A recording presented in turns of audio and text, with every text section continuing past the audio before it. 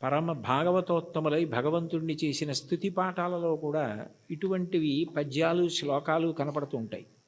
ఈ కీర్తనకి సంబంధించినంత వరకు ఎదురుగుండా ఉన్నటువంటి వెంకటేశ్వరుణ్ణి, తిరుమలలో విరాజమానుడైన వెంకటేశ్వర స్వామి వారి ఎదుట నిలబడి, అది కేవలం ప్రతిమ అన్న భావన కాకుండా ఆయన వెంకటేశ్వరుడే, ఆయన సాక్షాత్తు శ్రీమన్నారాయణుడే అన్న భావనతో అన్నమాచార్యుల వారు మాట్లాడుతున్నటువంటి కీర్తన. అంటే యద్భావం తద్భవతి. అసలు ముందు మనం ఆరాధన చేసే మూర్తి అది విగ్రహం కాదు, అది పరమాత్మ అన్న భావన మనకుంటే పరమాత్మగానే ప్రతిస్పందిస్తాడు. వెంకటేశ్వరుణ్ణి దర్శించినటువంటి అన్నమాచార్యుల వారు ఆయన సాక్షాత్ శ్రీ మహావిష్ణువే అన్న ఉద్దేశ్యంతో ఆయనతో మాట్లాడుతున్న కీర్తన. అందుకే నేను నువ్వు నన్ను చూచి నువ్వు అన్న మాటలతో ఆయనతో మాట్లాడుతున్న సంబోధనతో ప్రారంభమైంది. అందులో అంటారు, నన్ను చూచి హరి నువ్వు నవ్వకుండేవా, నన్ను చూసి నువ్వు నవ్వకుండా ఉండలేవు, నాకు అర్థమైంది. అయితే నవ్వడం అనేటటువంటి మాటలో పరిహాసం చేయడం ఒక ఎత్తు. అంటే నువ్వు చేసేది తప్పు, నువ్వు చేసేది సరైన పని కాదు, అయోగ్యమైనది, అనౌచిత్యమైనది అన్నప్పుడు పరిహాసాస్పదంగా ఆయన నవ్వడం వేరు. వెంకటేశ్వరుడి నవ్వు శుచిస్మిత. రామాయణంలో అంటారే, తృణమంతరత కృత్వా ప్రత్యువాచ శుచిస్మిత అంటారు. ఒక కన్నతల్లి పసిబిడ్డడి యొక్క అమాయకత్వానికి ఎంత శుద్ధమైన నవ్వు నవ్వుతుందో, ఎంత పవిత్రమైన నవ్వు నవ్వుతుందో, భగవంతుని యొక్క నవ్వు అంత పవిత్రంగా ఉంటుంది మనం చేసే అమాయకపు పనులు చూసి. తల్లి ఏదో వేడిగా ఉన్నటువంటి పాయస పాత్ర అక్కడ ఉంటే పిల్లవాడు వెళ్ళి నేను తినేస్తానని పాయస పాత్రలో చెయ్యి పెట్టబోతే, నువ్వు తినలేవురా, అది చాలా వేడిగా ఉంది, నేను చల్లారి పెట్టి పెడతానని చెప్పి ఎంతో ప్రేమగా నవ్వు నవ్వి వాడిని దూరంగా పెట్టి ఉప్పుని ఊది చిన్న చిన్న ముద్దలు వాడి నోట్లో ఎంత ప్రేమతో తినిపిస్తుందో అంత ప్రేమతో నవ్వుతాట భగవంతుడు. అందుకని భగవంతుని యొక్క నవ్వు శుచిస్మిత, మందహాసం, చిన్న నవ్వు నవ్వుతాడు అని. అందుకని మూకశంకర్లు మందస్మిత శతకం చేశారు. 100 శ్లోకములు ఆయన నవ్వు మీద చేశారు, అమ్మవారి నవ్వు మీద. అటువంటి భగవంతుడు దేనికి నవ్వుతున్నాడు అన్నమాచార్యుల వారిని చూసి అంటే, ఆయన నేను ఈ మార్గం పట్టుకున్నాను కాబట్టి నేను తరిస్తాను అని అనుకుంటున్న వాళ్ళని చూసి నవ్వుతాట. ఎందుకని అంటే, ఏ మార్గం మీరు పట్టుకున్నా అది ఎక్కడ వరకు తీసుకెళ్ళగలదు అంటే భగవంతుడు ఉన్న చోటుకి తీసుకెళ్ళగలదు, భగవద్ దర్శనం చేయించలేదు. మీకు అదేదో నేను గొప్ప కోసం చెప్పట్లేదు, ఉదాహరణ మీకు బాగా పట్టుకోవడానికి చెప్తున్నాను. మీకు నన్ను చూడాలి అని అనిపించింది అనుకోండి, ఆయన ఎక్కడ ఉంటారండి అని అడుగుతారు. ఏదో పలానా చోట ఉంటారండి అని చెప్పారనుకోండి, మీరు అక్కడికి రాగలరు. కానీ తలుపు తీసి మా అబ్బాయి ఇవాళ ఆయన ఎవరిని చూడాలనుకోవట్లేదండి, ఆయన ఏదో చదువుకుంటున్నారు, నేను ఎవరిని చూడనని చెప్పారు అన్నారనుకోండి, మీరు చూడగలరా నన్ను? సాధ్యం కాదు. కానీ ఎవర్రా అని నేను అడిగాను అనుకోండి, వాడు వచ్చి నాకు ఏదో చెప్పాడు అనుకోండి, సరే ఉండు 5 నిమిషాలు చూసి వస్తాను అని నేను వచ్చాను అనుకోండి, నేను మిమ్మల్ని చూడాలని వస్తే మీరు నన్ను చూడగలరు తప్ప మీరు చూడాలని వస్తే నా చేత మీరు చూడబడలేరు, మీరు నన్ను చూడలేరు. మీరు నన్ను చూడడం మీ చేతిలో లేదు, నా చేతిలో ఉంది.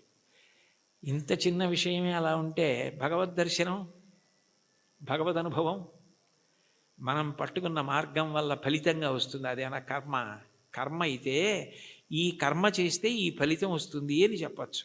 అబ్బాయి నువ్వు ఈ పొలాన్ని దున్నవయ్యా, విత్తనాలు వెయ్యి, ఇలా నీరు పెట్టు, మొక్కలు వస్తాయి అని చెప్పచ్చు. భగవన్మార్గంలో నీవు ఈ మార్గాన్ని పట్టుకుంటే నీకు తప్పకుండా భగవద్ దర్శనం అయిపోతుంది, మోక్షం పొందగలవు అనుకుంటే అందులో ఎప్పుడూ 2 అంగుళాలు తక్కువ వస్తుంది. నేను చేస్తున్నాను కర్తృత్వం, దాని చేత ఈ ఫలితం వస్తుంది ఒక ఆశ. ఈ 2 మనసులో ఉండి పాటించిన ఏ పద్ధతి కూడా భగవంతుణ్ణి పూర్తిగా చేరనివ్వదు. అదే భాగవతంలో ఉలూకల బంధనం. యశోద ఎంత ప్రయత్నించి కృష్ణుడి బొజ్జ కట్టేద్దామని తజ్జనని లోగిటంగల రజ్జు పరంపరల తేవంగా ఆ బొజ్జ తిరిగి రాదయ్యే జగజ్జాలములున్న బొజ్జ కట్టందరమే ఎన్ని తాళ్ళొచ్చి ముళ్ళేసి చుట్టూ తిప్పినా 2 అంగుళాలు తక్కువ వస్తూనే ఉంది. ఏమిటి 2 అంగుళాలే తక్కువ వస్తుంది, ఇన్ని తాళ్ళు ముడేసి పొట్ట చుట్టూ తిప్పినా పొట్టకి తక్కువ అవ్వకూడదు కదా, ఎన్ని తాళ్ళు కలిపి ముడేసినా 2 అంగుళాలే తక్కువ అన్న ఆలోచన ఆవిడికి రాలేదు. ఆవిడ మరిచిపోయింది. ఆవిడ ఇందులో నిమగ్నమైపోయిందంటే ఆయన్ని కడదాం అనుకుందంతే. అప్పుడు ఆయన కట్టబడ్డాడు. మీరు జాగ్రత్తగా తెలుసుకోవాలి, ఆవిడ కట్టలేదు. అందుకే వడల చెమటలగయ నొత్తరీయముజార తురుముకున్న విరులు జారిరాల కట్టరాని తనను కట్టెదనని చింత కట్టుకున్న తల్లి కరుణ చూచి చిక్కడు సిరికౌగిటిలో చిక్కడు సనకాది యోగి చిత్తాబ్జములన్ చిక్కడు శృతిలతి కావలి చిక్కెనతడు లీల తల్లి చేతన్ రోలన్. ఆయన వేదమంత్రాలకి దొరకడు, ఆయన లక్ష్మీదేవి కౌగిటికి దొరకడు, ఆయన సనకసనందనాథుల మనస్సులో ఎందు దొరకడు. కానీ ఆయన దొరికిపోయాడు యశోదకి.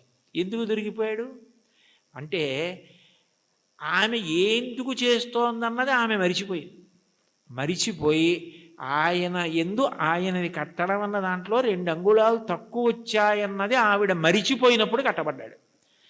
నేను ఇది చేస్తున్నాను, ఈ మార్గం పట్టుకున్నాను, దీని వలన ఇది కలుగుతుందని నువ్వు మరిచిపోయి ఆనందంతో అది చేసినప్పుడు ఆయన నీ చేత బంధింపబడతాడు. అదే మహాభారతంలో సహదేవుడు కట్టడం, అదే భాగవతంలో యశోద కట్టడం. అది లేనప్పుడు నేను ఒకటి పట్టుకుని ఇదిగో ఇది చేసుకొచ్చేస్తున్నాను కాబట్టి నీ దగ్గరికి వచ్చేస్తున్నాను, నువ్వు నాకు వశపడిపోతావంటే నేను గొప్ప ఆయన గొప్ప? అప్పుడు దానికి ఒక పాఠ్య ప్రణాళిక ఉంది. ఇలా చేసేస్తే ఆయన దొరికిపోతాడు. అలా ఎక్కడుంది స్వామి? అలా ఉందా అని చెప్పడానికి మనసుకు గోచరమా మాటలకు గోచరమా? మనసుకి నువ్వు దొరికిపోతావా? ఎలా దొరికిపోతావు?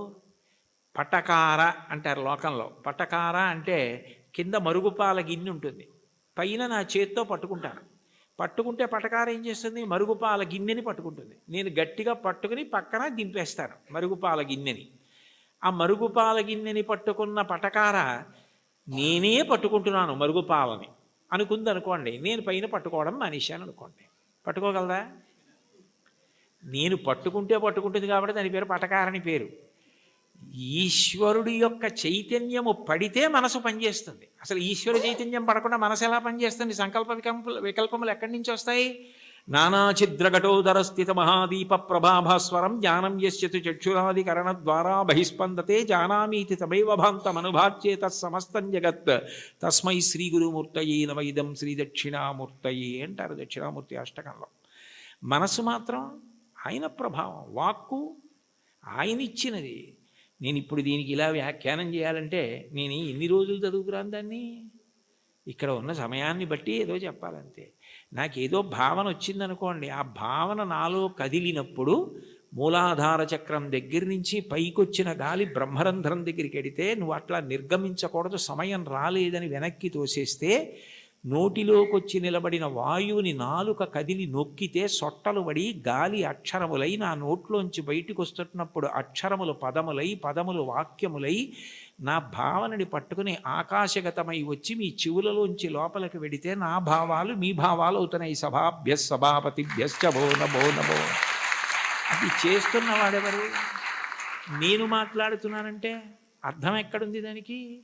ఇది నేను వెళ్ళిపోయిన తర్వాత నేనే చెప్పాను వ్యాఖ్యానం అంటే ఇది అది చెప్పింది, నేను చెప్పింది అది చెప్పింది.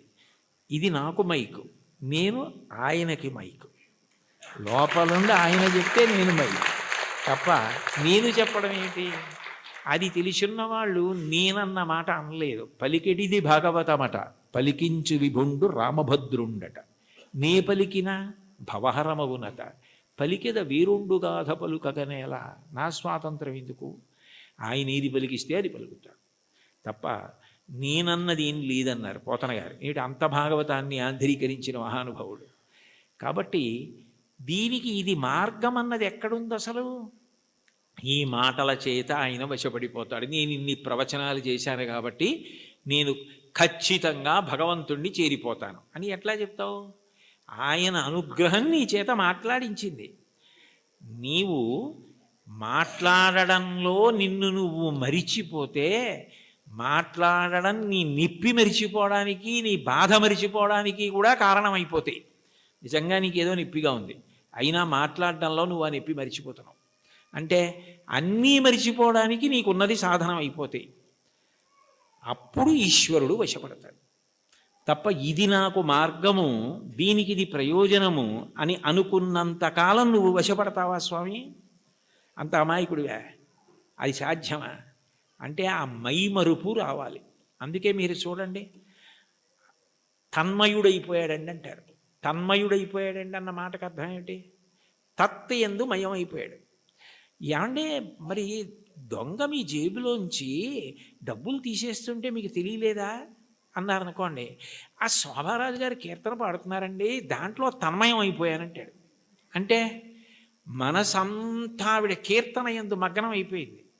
దొంగ జేబులో చేయి పెట్టడం కానీ డబ్బులు తీయడం కానీ తెలియలేదు. చర్మానికి స్పర్శ ఉండదా? ఉంది. కానీ ఎందుకు తెలుసుకోలేకపోయింది? అంటే మనసు పాట యందు తన్మయం అయిపోయింది. అలా నువ్వు ఏది చేస్తున్నావో దాని ద్వారా నువ్వు తన్మయం అయిపోతే అప్పుడు ఈశ్వరుడు వశపడతాడు. తప్ప ఇది నేను ఇంత బాగా చేస్తున్నానని నువ్వు నీకు పొగుడుకోవడం అలవాటైపోతే, ఇది నేనే చేస్తున్నాను అనుకుంటే నువ్వు బాగా చేసుకుంటున్నావు కదరా, చేసుకో అంటాడు. అది తన్మయానికి కారణమై, అందుకే చిట్ట చివరికి ఏదైనా ఎక్కడికి వెళ్ళాలి అంటే మౌనమునందు పర్యవసించాలి. చిట్ట చివరికి సంగీతము నాదమునందు, శబ్దం ఎక్కడ పుడుతోందో అక్కడ లయమైపోతుంది. నాదతను మనిషం శంకరం అంటారు త్యాగరాజస్వామి. అందుకే ఆ నాదము శంకర శరీరము, దాని యందు లయం అవ్వాలి. ఇక్కడ ఉన్నారు కదా మంజు భార్గవి గారు, శంకరాభరణంలో ఆయన ఏదో ఉరిమి ఉరుములు మెరిసే మెరుపుల చిరుచురు నవ్వులు కాబోలు, ఆ సరిసరి నటనలు కాబోలు అని పరవశాన శిరసూగంగా ధరకు జారెన శివగంగ నాగానలహరి నువ్వు మునుగంగా అని పరవశించిన పరమశివుడు తల కిందకి జింపి చూస్తేట గంగ కింద పడి ఈయన తడిసిపోయేట. ఈయన గానలహరిలో ఆయన మురిగిపోయేట. అప్పుడు ఒక్క క్షణం ఆగిపోయాడు అనుకోండి, అప్పుడు నాదోపాసన చేసిన వాడను నీవాడను నేనైతే, అది నాదమునందు ఉపాసన. మౌనమునందు వెళ్ళిపోవాలి. అన్నీ మౌనములోకి వెళ్ళిపోయి నువ్వు చేసిన ఆ తన్మయావస్థలో నీకే ఏమీ ఎరుకలేని స్థితి ఏది ఉన్నదో దాని యందు నువ్వు నిశ్చలుడవై నిలబడగలిగితే అష్టాంగ యోగంలో అది సమాధి. దాన్ని శంకరాచార్యుల వారు మహానుభావుడు యోగరత్నావళి అని అందులో వర్ణిస్తారు.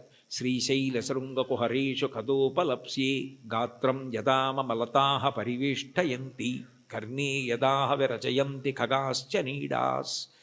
అప్పుడు వీడు కదలడు అని నమ్మకం వచ్చి తీగలు చుట్టుకుంటాయి. వీడు కదలడు అని నమ్మకం వచ్చి పక్షి చెవుల్లో పుల్లలు పెట్టి గూడు పెడుతుంది. వీడు కదలడు అని నమ్మి పక్షులు వాసం చేసి గుడ్లు పెట్టి పొదిగి అరుస్తాయి. అయినా కదలడు. ఎందుకనంటే తన్మయుడై ఉన్నాడు. అది సమాధి స్థితి. ఆ స్థితికి వెళ్ళినవాడు అనుభవిస్తున్నాడు ఈశ్వరుణ్ణి. వాడు జీవన్ముక్తుడవుతున్నాడు. వాడి శరీరము పడిపోయినప్పుడు విదేహమోక్షాన్ని పొందాడు. శరీరం పోయింది, ఇంకా అంతటా పరివ్యాత్మమైన ఆత్మ అయ్యాడు. ఆ తన్మయావస్థ పొందడానికి ఇది సోపానము కావాలి తప్ప ఇది నాకున్న ప్రజ్ఞాని నాకు నేను 10 మాటలు మిడిసిపడడానికి కారణమైనంత కాలము ఈశ్వర నిన్ను చేరడానికి ఎట్లా హేతు అవుతుంది? నువ్వు నవ్వవా నన్ను చూసి? హయ్యపిచ్చాడా అని అమాయకుడైన బిడ్డను చూసి తల్లి నవ్వినట్టు నవ్వుతాడు. అయితే ఏ తల్లి నవ్విందో ఆ తల్లే పాయసం పడింది. నవ్విన పరమాత్మ ఏం చేస్తాడు? తద్దోషాన్ని దిద్దుతాడు. ఇది నీ ఎందు పోవడానికి నేను దిద్దుతానంటాడు. అందుకని గురు రూపంలో ఆయనే వచ్చి దీన్ని నువ్వు ఇట్లా వాడుకో, ఇది నీకు దీనికి కారణం కావాలి అని ఆ తన్మయావస్థని కల్పిస్తాడు. అది భగవంతుణ్ణి చేరడానికి కారణమవుతుంది. అందుకని చరణాల్లో అంటున్నారు, ఇది ఈశ్వరుడు ఉన్న చోటని నేను ఎట్లా తెలుసుకోగలను? అంతటా ఉన్నాడు ఇందుగలడందులేడిని సందేహములతో చక్రి సర్వోపగతుండెందెందు వెదకి చూచిన అందందే కలడు దానవగ్రణి వింటే. ఇక్కడ ఉన్నవాడిని అయితే చూడగలను, అంతటా ఉన్నాడంటే ఎలా చూస్తాను? ఆ జ్ఞానము కలగాలి. ఆ జ్ఞానం ఎవరివ్వాలి? ఆయన ఇవ్వాలి. కాబట్టి ఉన్న చోటెరుగుదునా ఓయి అంటే పలికేవా? అతిశయం మనసులో ఉండిపోతే ఓయి అని పిలిస్తే నువ్వు పలుకుతావా? సాధ్యమా? నేనేమైనా ఒక గదిలోంచి ఒక గదిలోకి వెళ్ళిపోయినట్టు నీ దగ్గరికి పరమపదానికి వచ్చి వెళ్ళిపోగలిగినంత సమర్థున్నా? నా వల్ల సాధ్యం అవుతుందా? ఇంత పారవశ్యం ఉండి ఇంత గొప్పగా విష్ణు సంకీర్తన చెయ్యగలిగినటువంటి మహాజ్ఞాని, భక్తి వైరాగ్యము కలిగినటువంటి వారు తన మీద పెట్టుకుని నన్ను చూసి నువ్వు నవ్వవా అని పాడడంలో ఉన్న గొప్పతనం ఏమిటంటే, వీరిని చూసి నువ్వు నవ్వవా అని రాశారనుకోండి, అతిశయం అవుతుంది. అందుకని నిజానికి ఆ హేయ గుణములు లేకపోయినా తన యందు ఆరోపించుకోవడం పరమ భక్తికి తార్కాణం. అది భక్తి యొక్క చరమస్థితి. భక్తిలో ఏమవుతుందంటే ఆ అపార వినయం వస్తుంది. నేనెంతటి వాణ్ణి, నా యందు ఏది ఉన్నది ఈశ్వర విభూతి తప్ప, యద్యద్విభూతి మత్సత్వం శ్రీమదుర్జితమేవ వా తత్తదేవావగచ్చస్తం మమ తేజోంశ సంభవం. నా యందు ఏ తేజస్సున్నా అది ఈశ్వరుడి అనుగ్రహం. ఆయన తేజస్సు తప్ప నాది కాదు. ఆయన ఉపసంహారం చేస్తే ఎంతసేపు, ఆయన అనుగ్రహించాడు కాబట్టి నడుస్తోంది అన్న వినయం ఎక్కడుంటుందో అక్కడ అనుగ్రహం ఉంటుంది. అందుకే మీరు చూడండి, మహాత్ములైన వారెవ్వరూ ఈ వినయం తప్పరు. అంతటి మహానుభావుడు శంకరాచార్యులు వారు పశుమాం సర్వజ్ఞ ప్రథిత కృపయా పాలయ విభో అన్నారు. నేను పశువుని, నువ్వు పశుపతివి అన్నారు. అవినయమపనయ విష్ణోహో అన్నారు షట్పదీ స్తోత్రంలో. నాకు అవినయాన్ని తీసి వినయాన్ని కటాక్షించు స్వామి అన్నారు. భాగవతోత్తముల యొక్క గొప్ప గుణం ఏమిటంటే, ఎప్పుడు వారు ఇది నాది అన్న భావన పొందరు. వారికి అన్నింటికన్నా చదవడానికి భయమైంది ఏమైనా ఉంటే ఏంటంటే సన్మానపత్రం. ఎందుకంటే అది చదువుకుంటే నేను ఇంత వాణ్ణని ఏమైనా అభిప్రాయాలు ఏర్పడిపోతాయేమో అని భయపడి కనపడకుండా దాచేది ఏదైనా ఉంటే సన్మానపత్రమే తప్ప, ఇది నా యందు ఉన్న విభూతి నా గొప్ప అని అనుకుంటే దూరం జరగడం అవలా. అది ఆయన నన్ను లాక్కోవడానికి కట్టుకున్న తాడు. ఆయన తాడు కట్టి నన్ను లాక్కుంటున్నాడు. అంటే రాగస్వరూప పాశాఢ్య, ఈ రాగము తీసి ఆవిడ భక్తిపాశం వేసి తన దగ్గరికి లాక్కుంటాడు. నాకే ఉంది, ఏమీ లేదు, నేనేం పెద్ద చదువుకోలేదు, మహావిద్వాంసుణ్ణి గాను, సమస్త శాస్త్రములు తెలిసున్నవాణ్ణి గాను, అయినా వీడెలా తరించాలి? అందుకని వీడికి ఏదో 4 మాటలు మాట్లాడడం అన్న లక్షణాన్ని ఇస్తే తగుదునమ్మా అని బయలుదేరుతాడు. ఏదో 1 గంటన్నర మాట్లాడతాడు. ఇది అడ్డు పెట్టి నా దగ్గరికి లాక్కుంటానని ఆయనే ఆ పాశం వేసి తన దగ్గరికి లాక్కుంటున్నాడు. ఇదంతా నాదే అంటే, నేను మాట్లాడకపోతే ఈ మైక్ ఎంతో, ఆయన మాట్లాడకపోతే నేను అంతే. అది తెలుసుకుంటే చాలు.